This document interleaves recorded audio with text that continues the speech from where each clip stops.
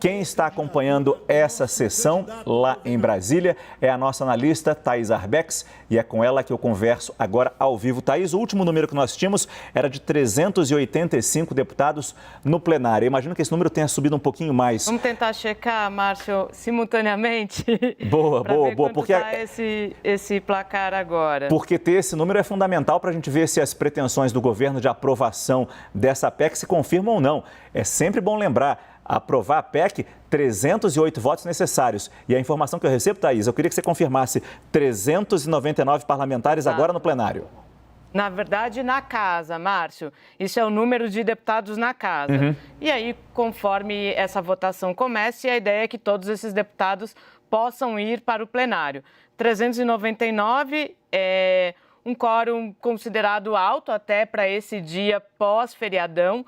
E agora o presidente da Câmara, como a gente havia antecipado aqui, acaba de publicar aquela portaria que permite aos deputados que estejam em missão oficial, autorizadas pela Câmara, a utilizar o sistema remoto para votar. Então, essa portaria acabou de sair, o deputado Arthur Lira faz esse gesto.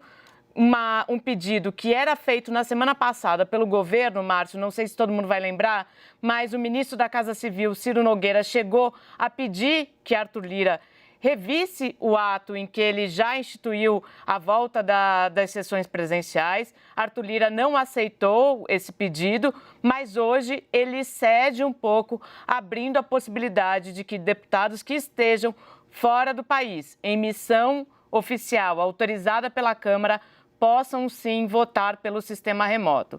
Segundo os cálculos ali da presidência da Câmara, isso deve dar cerca de 20 deputados, Márcio. Número que pode ser considerado baixo, mas que numa votação de uma proposta de emenda à Constituição pode ser sim determinante. Dou aqui apenas um exemplo. Naquela PEC que tratava do Conselho Nacional do Ministério Público, vamos lembrar, faltaram apenas 11 votos para que ela fosse aprovada. Então, 20 votos podem sim fazer a diferença, Márcio.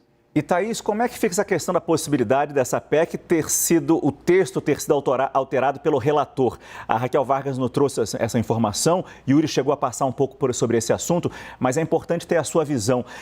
Se ela foi aprovada de um jeito na Comissão de Constituição e Justiça da Câmara, ela pode ser alterada agora que está prestes a ser votada no plenário da Câmara? Como está o cenário agora? Até abri aqui para ver se já tinha um texto novo, Márcio. Muito provavelmente o relator, deputado Hugo Mota, faça um substitutivo daquele parecer aprovado, fazendo aquela mudança no Fundeb, que é dividindo, parcelando esse pagamento de modo a atender o pleito dos governadores. E aí, como há um acordo, muito provavelmente esse texto será referendado pelos pares ali no plenário. Esse deve ser o caminho. E a gente falava agora há pouco, Márcio, também sobre o cenário no Senado. Eu conversei pela manhã com algumas pessoas do Senado para entender como eles estavam recebendo todas essas mudanças.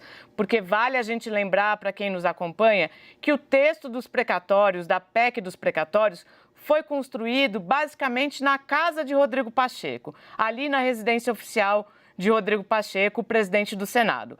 Essa inclusão sobre a extensão do teto, essa sim foi construída pela Câmara. Então, lá no Senado, o cenário era muito tranquilo.